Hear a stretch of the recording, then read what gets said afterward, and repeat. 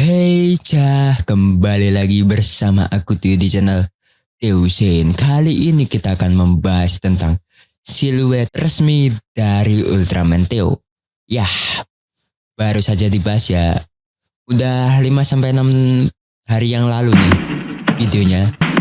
Ya, tapi sebelum kita mulai ke videonya, seperti biasa lah ya kan, kita intro dulu. AM to the PM, PM to the AM. If I quit your PM, I still rock Mercedes. If I quit this season, I still be the greatest. Gimana jadinya kalau Ultraman baru justru tampil beda dari yang lain? Bukan merah dominan, tapi biru nih. Dan bukan sekedar desain baru, tapi kayak bawa warisan dari seluruh sejarah Ultraman. Di teaser ini, kita nggak cuma lihat karakter baru, kita kayak diajak lihat masa lalu sebelum akhirnya dikenalin ke sosok misterius bernama Ultraman Theo nih. Awal teaser sih langsung nunjukin perjalanan Ultraman dari awal sampai ke Ultraman Omega. Ini bukan sekedar montek biasa ya. Ini kayak statement kalau semua era itu penting dan semuanya mengarah ke satu titik. Lalu muncul logo anniversary ke-60 Ultraman. Di sini mulai kerasa nih kalau project ini bukan project biasa. Ada nuansa perayaan, tapi juga kayak pembukaan sesuatu yang baru. Setelah itu, kita langsung diperlihatkan siluet Ultraman Theo. Pose pertama yang kelihatan adalah dia menggenggam tangan. Gestur kecil tapi terasa kuat, kayak nunjukin kalau dia punya sesuatu yang penting nih. Entah itu kekuatan ataupun juga warisan. Lalu kamera mulai naik dan kita lihat bagian punggungnya. Desainnya cukup unik ya. Ada bentuk bergerigi dan garis berwarna biru. Tapi birunya gelap ya, kemungkinan karena lightingnya juga. Jadi kesannya lebih misterius daripada desainnya diterangin ya. Terus Ultramannya mutar ke kanan. Gerakan ini simple tapi bikin auranya terasa elegan dan juga kuat ya. Pas bagian punggungnya diperlihatkan lebih detail lagi, di sini mulai muncul dugaan ya. Menurutku ini bisa jadi Ultraman pertama dengan dominasi warna biru sebagai karakter utama ataupun MC-nya. Karena selama ini yang jadi MC biasanya dominan merah ataupun ya birunya ada, tapi didominasi warna hitam maupun merah lagi ya. Jarang yang jadi fokus utamanya ya.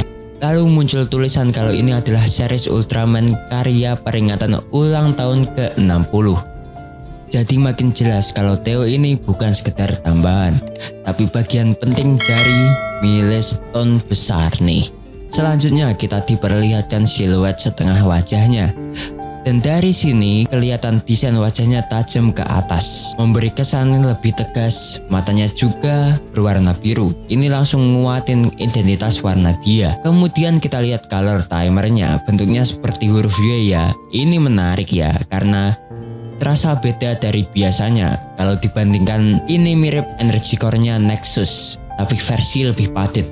Jadi kemungkinan ini jadi sumber energi unik untuk Ultraman Theo ke depannya ya. Bukan energi kekuatan ya, tapi energi yang membuat Ultraman Theo ini unik, beda dari yang lain gitu ya. Untuk desain tubuhnya sendiri masih belum terlihat jelas ya. Yang kelihatan baru warna silvernya, warna birunya belum terlalu kelihatan karena masih tertutup lighting nih. Jadi masih belum bisa banyak komentar di bagian ini ya. Lalu muncul tulisan ikatan cahaya diwariskan. Kalimat ini penting karena memberi kesan kalau Theo ini bukan muncul begitu aja, tapi dia terhubung dengan Ultraman sebelumnya, kayak penerus dari sumber garis keturunan atau warisan kekuatan. Di akhir kita diperlihatkan zoom out dari belakang Ultraman Theo. Bentuk kepalanya dari belakang terlihat oval ya, dan ada antena tipis di bagian atas. Detail kecil tapi bikin siluetnya jadi khas. Garis warna birunya juga masih belum terlihat jelas di sini ya. Jadi Subraya ini benar-benar nahan reveal penuh desain dari Ultraman Theo ini. Dari semua yang ditampilkan, siluet Ultraman Theo ini jelas dibangun sebagai simbol era baru dalam franchise Ultraman ini ya. Dimulai dari rangkaian sejarah sampai Ultraman Omega, lalu masuk ke perayaan Ultraman 60 Anniversary. Theo tampil misterius dengan siluet gelap dan aksen biru redup ya, ataupun gelap. Gestur menggenggam dan desain punggung bergerigi memberi kesan ada energi tersembunyi. Pergerakan kamera dan rotasi tubuh bikin auranya terasa elegan tapi tetap kuat. Detail wajah yang tajam dengan warna mata biru memperkuat identitasnya.